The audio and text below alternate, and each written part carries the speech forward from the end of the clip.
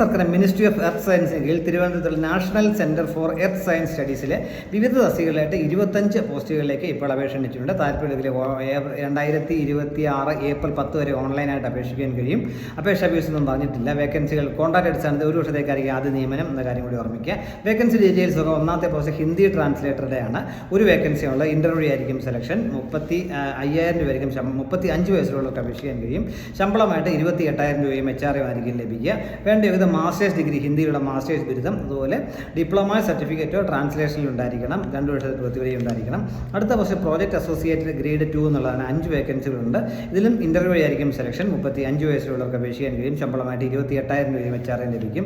വേണ്ട യോഗ്യത CA അല്ലെങ്കിൽ CMA ഇന്റർ അല്ലെങ്കിൽ MCOM അല്ലെങ്കിൽ MBA ഫിനാൻസ് ഉള്ളവർക്ക് അപേക്ഷിക്കാൻ കഴിയും. അതോടൊപ്പം 2 വർഷത്തെ അഡ്മിനിസ്ട്രേറ്റീവ് എക്സ്പീരിയൻസ്, 2 വർഷത്തെ എക്സ്പീരിയൻസ് ഫിനാൻസ് ആൻഡ് അക്കൗണ്ട്സിൽ ഉണ്ടായിരിക്കണം. അല്ലെങ്കിൽ ഏതെങ്കിലും വിഷയത്തിൽ PG ബിരുദമോ MBAയും 2 വർഷത്തെ അഡ്മിനിസ്ട്രേറ്റീവ് എക്സ്പീരിയൻസ് ഉള്ളവർക്കും അപേക്ഷിക്കാൻ കഴിയും. 28,000 രൂപയും HRM ആയിരിക്കും ശമ്പളമായിട്ട് ലഭിക്കുക. അടുത്ത പ്രോജക്ട് അസോസിയേറ്റ് 1 എന്നുള്ളതാണ്. 2 വേക്കൻസികളാണുള്ളത്. ഇതിലേക്ക് റിട്ടേൺ ടെസ്റ്റ് അല്ലെങ്കിൽ സ്കിൽ ടെസ്റ്റ് വഴി ആയിരിക്കും ഇന്റർവ്യൂ, ആയിരിക്കും സെലക്ഷൻ. 35 വയസ്സിലുള്ളവർക്ക് അപേക്ഷിക്കാൻ കഴിയും. 25,000 രൂപ HRM ആയിരിക്കും ശമ്പളമായിട്ട് ലഭിക്കുക. വേണ്ട യോഗ്യത MCOM അതുപോലെ 1 വർഷത്തെ ഫൈനാൻസ് ആൻഡ് അക്കൗണ്ട്സിലുള്ള എക്സ്പീരിയൻസ് ആണ്. അതോടൊപ്പം ഡിപ്ലോമ അല്ലെങ്കിൽ ഡിഗ്രി കമ്പ്യൂട്ടർ സയൻസ് ഉള്ളവർക്കൊരു ഡിസേബിൾ ക്വാളിഫിക്കേഷൻ ആണെന്ന കാര്യം മനസ്സിലാക്കുക. ശമ്പളം 25,000 രൂപ HRM ആണ്. അടുത്ത പോസ്റ്റ് ടെക്നിക്കൽ അസിസ്റ്റന്റുമാരുടെ 3 ഒഴിവുകളുണ്ട്. ഇതിലും റിട്ടേൺ ടെസ്റ്റ് അല്ലെങ്കിൽ സ്കിൽ ടെസ്റ്റ് വഴി ആയിരിക്കും സെലക്ഷൻ. 50 വയസ്സിലുള്ളവർക്ക് അപേക്ഷിക്കാൻ കഴിയും. BSc അല്ലെങ്കിൽ BSc കമ്പ്യൂട്ടർ സയൻസ് അല്ലെങ്കിൽ 3 വർഷത്തെ കമ്പ്യൂട്ടർ എഞ്ചിനീയറിംഗിലോ ഡിപ്ലോമ ഉള്ളവർക്ക് അപേക്ഷിക്കാൻ കഴിയും.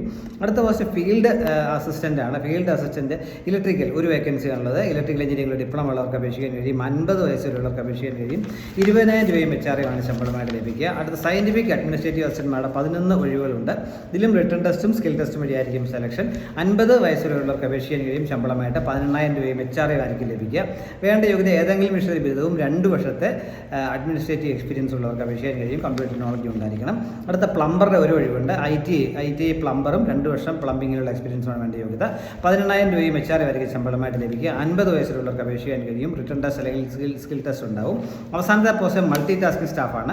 10ാം ക്ലാസ് ജയിച്ചവർക്ക് അപേക്ഷിക്കാൻ കഴിയും. 15,000 രൂപ ആയിരിക്കും പ്രതിമാസം ശമ്പളമായിട്ട് ലഭിക്കുക. റിട്ടേൺ ടെസ്റ്റ് അല്ലെങ്കിൽ സ്കിൽ ടെസ്റ്റ് വഴി ആയിരിക്കും സെലക്ഷൻ. 25 വയസ്സിലുള്ളവർക്ക് അപേക്ഷിക്കാൻ കഴിയും. ഈ പോസ്റ്റുകളിലേക്കൊക്കെ ഓൺലൈനായിട്ട് വേണം അപേക്ഷിക്കാനായിട്ടുള്ളത്. www.ncess.gov.in ncess.gov.in എന്ന സൈറ്റ് വഴി നിങ്ങൾക്ക് ഏപ്രിൽ 10 വരെയിലേക്ക് അപേക്ഷിക്കാൻ കഴിയും. സംശയം വേണ്ടി ക്ലിയർ ചെയ്യാൻ വേണ്ടി vacancies.ncess@gmail.com എന്ന ഇമെയിലും കോൺടാക്ട് ചെയ്യാൻ പറ്റും. താല്പര്യമുള്ളവർ ഏപ്രിൽ 10 മുമ്പ് അപേക്ഷിക്കുക.